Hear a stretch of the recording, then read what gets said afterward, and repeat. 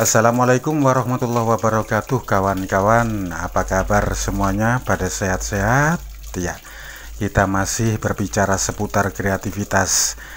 Kali ini saya kembali membuat air terjun mini yang aneh ya, yang aneh. Kenapa aneh? Karena ada sesuatu yang muncul ketika pembuatan selesai dan saya foto. Ya, terus terang saya menjadi kaget. Namun sebelumnya saya ucapkan selamat datang di channelnya Mbah Gabus. Kawan-kawan, dalam pembuatan air terjun mini, bahan yang digunakan dari styrofoam ini kita kadang bisa membeli ya, berupa lembaran atau bungkusnya televisi, radio, kulkas dan sebagainya. Namun kali ini saya memakai styrofoam bekas, yaitu lembaran ya. Kalau yang 1 cm itu 10.000, 2 cm 20.000, dan 3 cm 30.000. Itu pun ukurannya itu 1 kali 2 meter.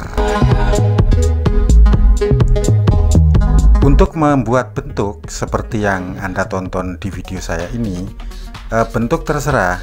Kadang kita tempel-tempel ya, sesuai apa yang kita mau, kemudian kita potong-potong sedikit ya, agar nanti dalam pembakaran ya ini tidak terlalu lama.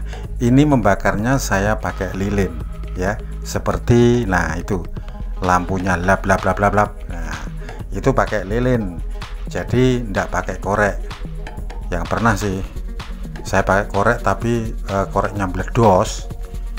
Kemudian ini untuk membuat bentuk-bentuk seperti batu, kayu, atau guratan atau tebing-tebing agar kelihatan seratnya, seperti biasanya kita mesti pakai solder ya. Karena apa? Karena solder ini memang sangat cocok untuk membuat bentuk-bentuk tersebut. Selanjutnya, agar air terjun mini styrofoam ini bisa kuat, apa yang kita lapiskan? Yaitu semen. Nah, kali ini saya memakai lapisan mengecat styrofoam ini, semen saya campur dengan talek atau semacam kalsium ya, 1:1. Jadi pada saat kita keringkan nanti ya, ini kan kelihatan masih ada semennya, kita keringkan, maka kelihatannya itu langsung menjadi putih dan keras. Nah, ini adalah ya, ini adalah semen campur kalsium. Selanjutnya, dalam pengecatan tekstur, kadang-kadang itu kawan-kawan menggunakan langsung warna hitam, kemudian kita serabat-serabat gitu ya. Namun ini saya langsung menggunakan warna teksturnya tebing-tebing seperti di gurun-gurun ya. Jadi agak kekuning-kuningan, sedikit coklat, ada hitamnya dan sebagainya. Nah, terserah kita mau pakai hitam dulu kemudian kita serabat atau gimana. Namun kelemahannya kalau kita menggunakan cat hitam, kalau kita serabat-serabat dengan cat kuning atau agak oranye, itu hitamnya masih kelihatan. Nah, daripada kita banyak biaya mengeluarkan, kita langsung saja ya, langsung saja menggunakan ini. Dan mengecatnya tidak usah tebal-tebal, tipis-tipis saja dulu. Kemudian kita lihat mana bentuk yang agak ditebelin, sehingga apa? Maksudnya tujuannya apa? Biar kita itu tidak terlalu mengeluarkan banyak uang. Nah, kawan-kawan, air terjun ini memang saya buat sedemikian rupa seperti yang sampean atau Anda tonton ini. Lihat, saya menggambar sesuatu untuk istilahnya penyedap, seperti masakan kalau nggak ada bumbunya kan kurang sedap ya, kurang jangkep gitu. Nah, di tengah-tengah saya membuat ilustrasi pemandangan yang saya sesuaikan hanya sedikit ya. Nanti kita gabungkan dengan cat biru sebagai arah dari air terjun ini, mata airnya di mana. Nah, air mengalir, kemudian kita cat. Nah, seperti yang ditonton ini ya.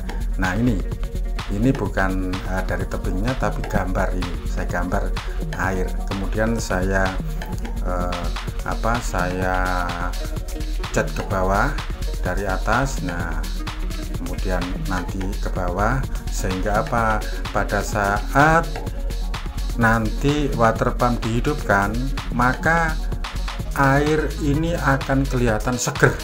Nah, akan kelihatan seger. Kita itu kan mesti butuh seger-seger kan, ya kan.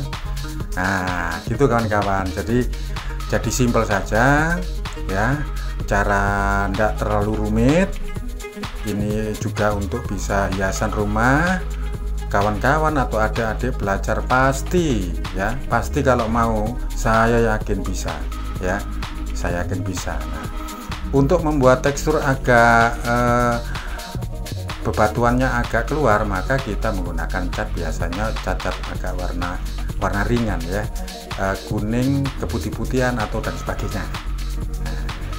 Nah itu ya, sehingga nanti kelihatannya ada pernik-perniknya itu loh, maksud saya. Aduh, ini beledotan semua saya ini ya. Nah teman-teman, itu yang dapat saya sampaikan. Mudah-mudahan sedikit tutorial ini bisa menambah pengetahuan, bisa menjadi referensi. Mudah-mudahan saya doakan bisa membuat dengan bagus. Sampai jumpa dan nantikan tutorial berikutnya bersama dengan Mbah Gabus Channel ya. Terima kasih, salam sehat, salam semangat, salam kreativitas, dan wassalamualaikum warahmatullahi wabarakatuh.